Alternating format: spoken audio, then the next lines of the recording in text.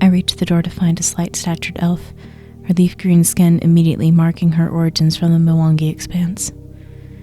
When she catches my approach, her visage is immediately welcoming, a gentle, almost motherly smile that masks a glimmer of anticipating excitement as she initially greets me. "I see you've come for the meeting." The invitation letter seems to gain a little more weight in my hand, its importance noted and marked. "I have indeed." A hint of knowing flickers through her eyes. "You must be Laurel. Good to meet you. I am Felosia."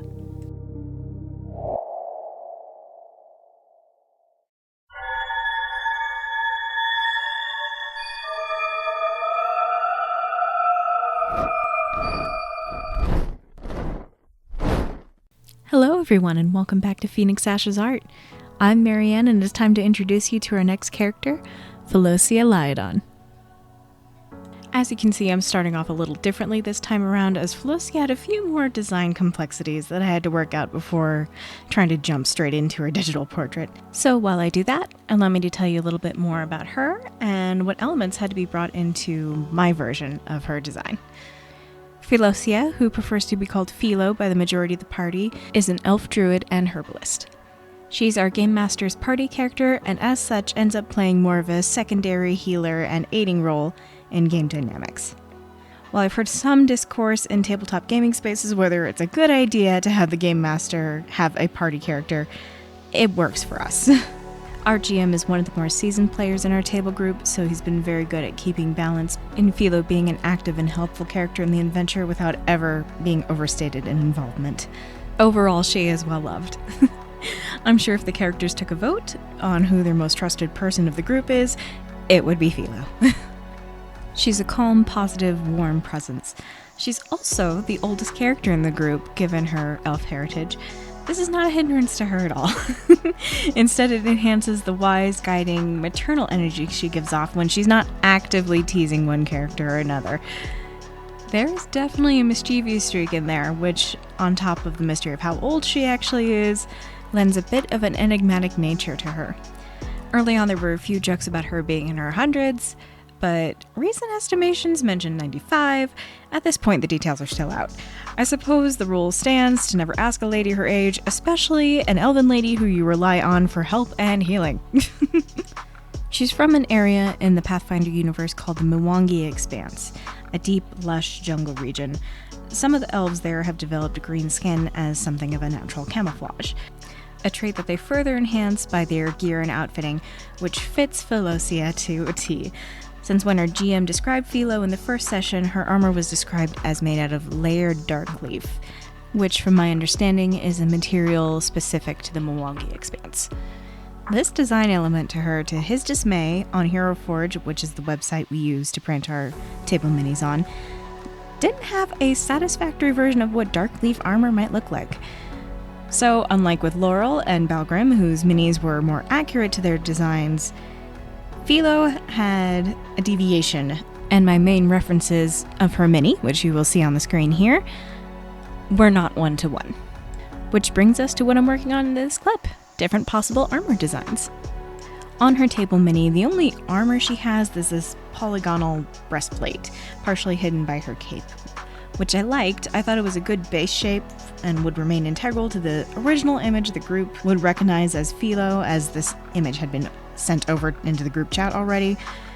But of course, with how big it is, it didn't really lend to the layered leaf description we'd been given, so I thought I'd look up some options and decide differently.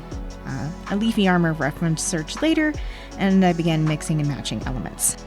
One idea I played with was based off this image. And while it's not leafy, it had a good structure and a detail that sort of mirrored the breastplate shape already incorporated into the table mini. All it needed was a little organic leaf and vine design flair. You can see me working with it on the far left side of the page. Apologies for my wrist covering it most of the time. I don't yet have a way to film overhead and avoid any kind of hand blocking. It's hard being a lefty sometimes. Let me just pop that image in here for your convenience. If you've been keeping an eye on my sketching clip the entire time, you can see this is the third option I had drawn up. And I was almost certain that it was going to be the final design by the time I finished. I was oh so confident that it was near perfection. With the torso area being a little shorter, but still covered by the woven midsection of like the belt area, I thought it would lend protective flexibility, which would have been perfect for Philo as she slips and fights through different encounters. But it just didn't work in connection to the lower protective skirty leg area, which apparently in relation to plate mail is like called the tasset. Anyone who is far more versed than I can correct me if need be. As you can see, it looks a tad disjointed and a little too inorganic with how structured and squared it is. So I settled for something more of like a whole piece. More like my first design on the page, which still had the breastplate shape, but in a more organic, layered leaf look way. It seems just like on multiple choice tests, sometimes your first instinct for the answer is the right one. So, now that I was satisfied that I had a fairly solid idea of what needed to be done for Philo, I got to work on her digital portrait. Now I knew I needed to pose Philo's body language as open and assured, but still kindly and gentle to encapsulate her personality and experience. Pre-campaign, she had been an agent of the Pathfinder Society in the Mwangi Expanse, and only recently came to Magnamar in something of an exchange, lending aid as an experienced Pathfinder to Lady Hydemark's new Varesia branch of the Society, and obviously for the adventure of it. So I have her here, standing calmly with her feet closely at ease, her face and chest turned out toward the viewer, or in scene toward the gate where the meeting invitees are to arrive, ready to greet whoever may show. With a patient hand on her hip, while the other remains relaxed by her sword, as it is clear to her perception that she will not need it. Once her form is locked in, I get into outfit layering. And because I had already worked it out on my sketch page, I had a much easier time and was able to go a little bit out of order, starting with the long sleeves of her undermost shirt and the collar of an Under Armour garment that I based off this image that I think is of Tariel's costume from the Hobbit movies. There wasn't really a source for it, but I imagine it as a sleeveless version of the one on the right that laces just higher, then folds over the edge of the armor to keep it from rubbing against her neck. From there, I block in the top layer of armor and play a little bit with the idea of leaf straps on the shoulders, pulling one last inspiration from that two-square design from earlier, only to realize they'll be covered by her short cloak cape anyway, later down the road here. And once her boots and pants are blocked in, it was time for me to figure out where she stowed her bow and quiver of arrows, because I had not figured that. On her initial reference, the quiver is clearly at her side, but how it is attached is the question.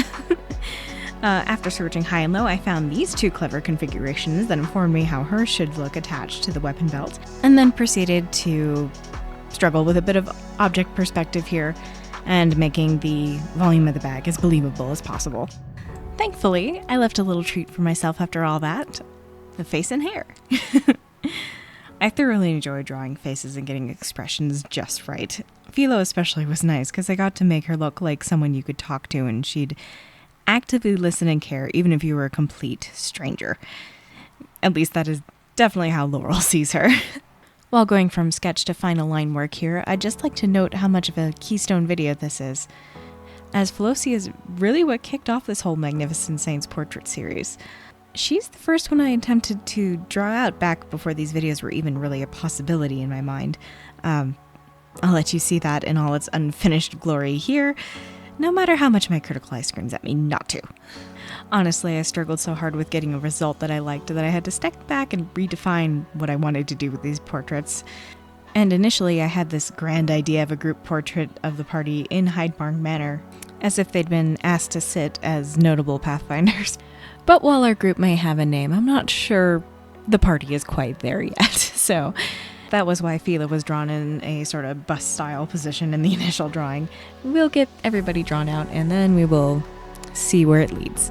If for no other reason than to see them out in the world where they can be beheld by my fellow players and by the few of you watching.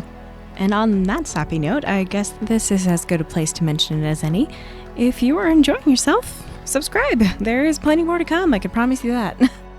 I have 5 more members of the original party to do, plus a 6th one, because we've picked up a new member along the way.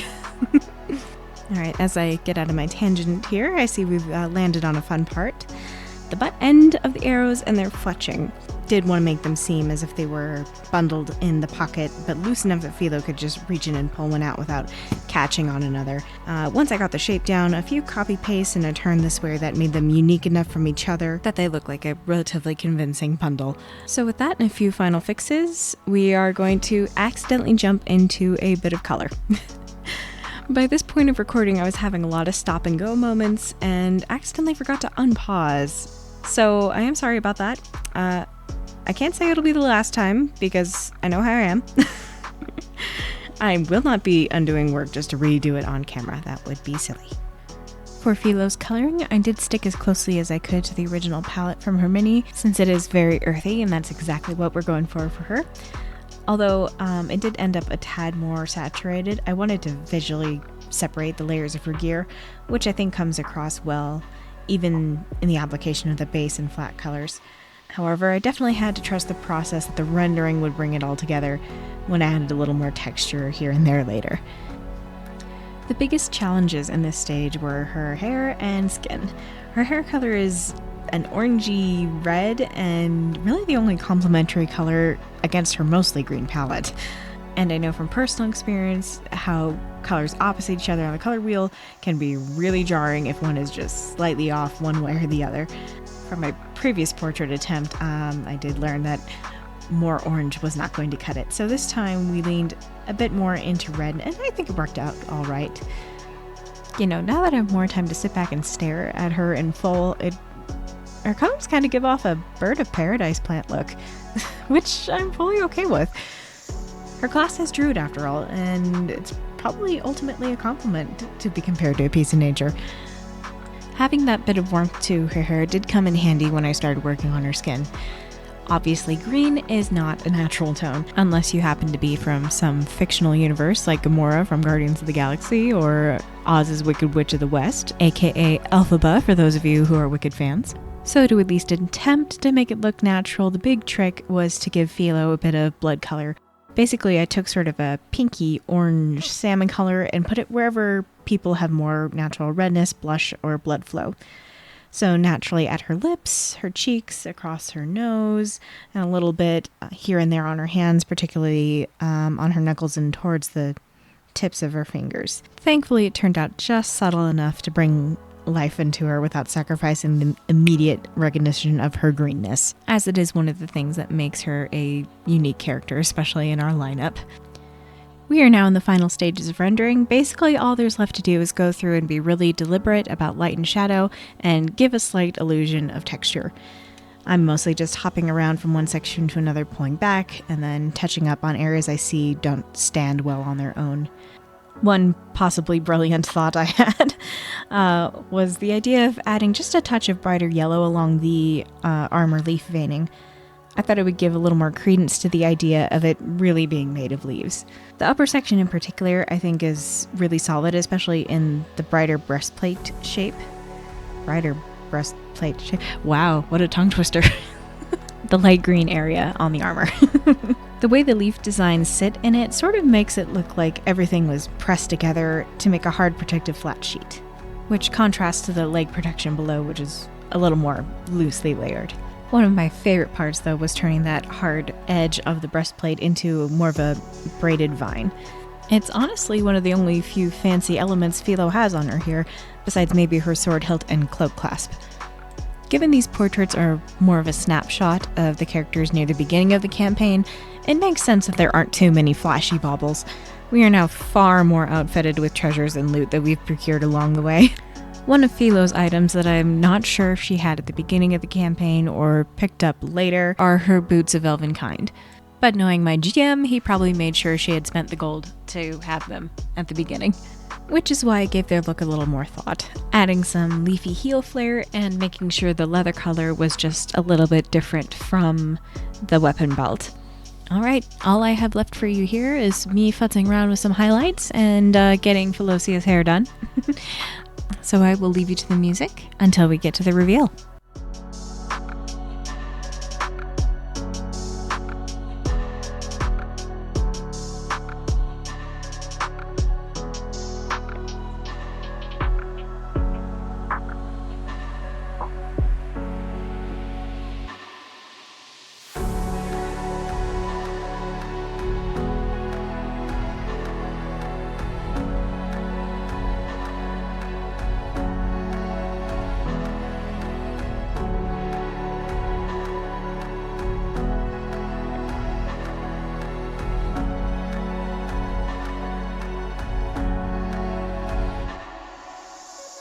Here she is, Felosia from toe to top. I'm glad I didn't stick with the initial orange I picked for her background and instead went with a more pale yellow. I feel it competes a little less with her for your attention. If you enjoyed this video, please feel free to subscribe and hit that like button. If you'd like to see even more, I have a few other videos up already and in a playlist on my channel, and we'll link that for you in the end card here. If you'd like to find me elsewhere, I am on Instagram at PhoenixAshesArt, same way it's spelled here. Thank you, and hope to see you all next time.